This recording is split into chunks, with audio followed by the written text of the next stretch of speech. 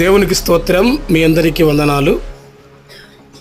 చూస్తున్నారు కదా బిడలారా, శత్రువు చేతిలో నుంచి తనను, తన పిల్లలని, తన భవిష్యత్తును కోడి ఎలా కాపాడుకుంటుందో అదే రీతిగా శత్రువైన సాతాను చేతిలో నుంచి మనల్ని విడిపించడం కోసం తను బలైనాడు దేవుడు.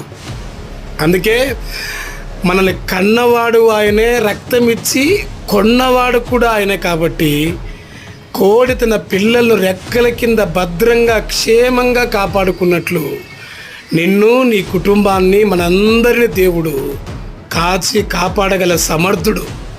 ఆ పోరాడే ధైర్యం కూడా మనకిస్తాడు.